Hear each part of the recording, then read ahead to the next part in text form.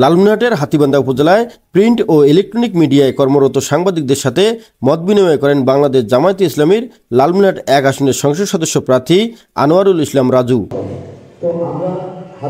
সোমবার সকালে উপজেলার হাতীবান্ধা কমিউনিটি সেন্টারে বাংলাদেশ জামায়াতে ইসলামী হাতীবান্ধা উপজেলা শাখার আয়োজনে এ সভা অনুষ্ঠিত হয়।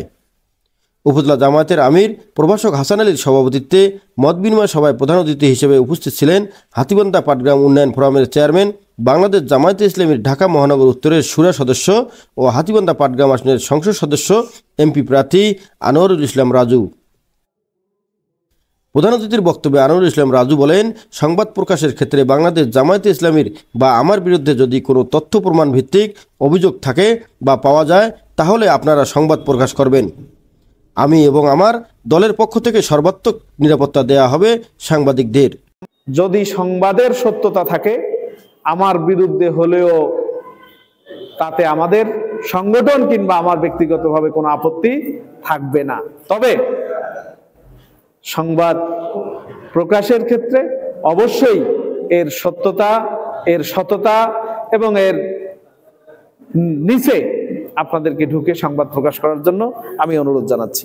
সেই সাথে তিনি বলেন, যদি এমপি নির্বাচিত হন তাহলে নারী সহ সকল মানুষের নিরাপদে বাড়িতে ঘুমাতে পারবে। তাহলে আমি ভেলাগুড়ি থেকে শুরু করে বুড়িমারি 0 পয়েন্ট পর্যন্ত এমন একটি সামাজিক ব্যবস্থা বিনির্মাণ করতে চাই যেখানে কোনো বিধবা মা তার যুবতী কন্যাদের নিয়ে রাতের আধারে ঘরের দরজা খুলে ঘুমানোর সাহস তিনি দেখাতে পারবেন।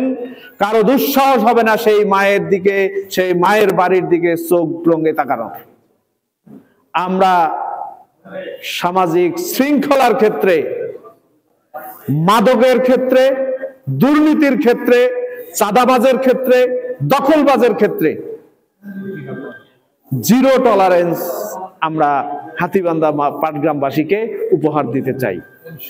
আমি দৃঢ়তার সাথে বলতে চাই, আপনারা সততার সাথে যদি আমাদেরকে সহযোগিতা করেন আর আল্লাহ রাব্বুল আলামিন আমাদেরকে সহযোগিতা করে আল্লাহ রাব্বুল আলামিনের রহমতের মাধ্যমে আমরা নির্বাচিত হই, স্বাধীনতার 54 বছরে হাতীবান্ধা পাটগ্রামবাসী, হাতীবান্ধা পাটগ্রামের যে সামাজিক সম্প্রীতি যেটা প্রিভিয়াসলি লক্ষ্য করে নেই, ইনশাআল্লাহ আমরা আপনাদের মাধ্যমে, আপনাদের সহযোগিতা নিয়ে হাতীবান্ধা পাটগ্রামের মানুষকে এটা উপহার দেব ইনশাআল্লাহ। এ সময় আরো উপস্থিত ছিলেন বাংলাদেশ জামায়াতে ইসলামীর হাতীবান্ধা উপজেলা শাখার সেক্রেটারি মোহাম্মদ রফিকুল ইসলাম ও সাংবাদিকদের মধ্যে প্রেস ক্লাবের সভাপতি ইলিয়াস বসুনিয়া পবন, সাধারণ সম্পাদক নুরুল হক, রিপোর্টার্স ক্লাবের সভাপতি মুস্তাফিজুর রহমান, সম্পাদক আব্দুর রহিম, জেলা মফস্বল সাংবাদিক ফোরামের সাধারণ সম্পাদক আসাদুজ্জামান সাজু, রিপোর্টার্স ইউনিটির সভাপতি রিপন সহ আরো অনেকে।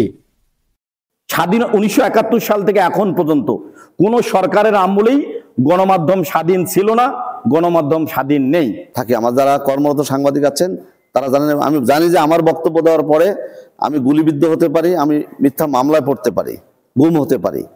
তবে সাংবাদিকের অধিকার ক্ষেত্রে আমি কিন্তু পিছু পা হব না। আজকে আমার খুব কষ্ট লাগতেছে, আমাদের সাংবাদিক নেতৃবৃন্দের মধ্যে অনেকে বিভাজন সৃষ্টি করার চেষ্টা করছে যে আমি রিপোর্টার্স ক্লাব, রিপোর্টার্স ইউনিট, বিপদে পড়লে আমি ব্যক্তি নুরুল হক কিন্তু সাংবাদিকদের পাশে দাঁড়িয়ে পক্ষের চেষ্টা করেছি। আমি একটা কথা বলছি, যারা সমর্থক থেকে নেতা পর্যন্ত আসে তাদের দ্বারা কখনোই দুর্নীতি, 2 নম্বরই অনিয়ম কখনোই হবে না, এটা আমি বলছি আপনাকে। তবে যারা নতুন আসতেছে, যারা এই জামায়াত ইসলামী সম্পর্কে ধ্যান ধারণা বা তাদের রীতিনীতি সম্পর্কে কিছু জানা নেই, তারা আসছে, নেতা হোক আর না হোক আমরা কিন্তু জানবো যে উনি জামায়াত ইসলাম করে, তার দ্বারাই কিন্তু অনিয়ম হচ্ছে বা হবে, হওয়াটাই স্বাভাবিক।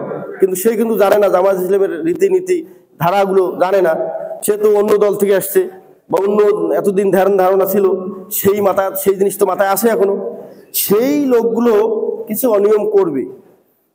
তো আমি অনুরোধ করব যে জামায়াতের নেতৃত্বের পর্যায় থেকে আপনারা একটু চেষ্টা করবেন তাদেরকে নিয়ন্ত্রণে রাখার জন্য। News channel 24 news desk.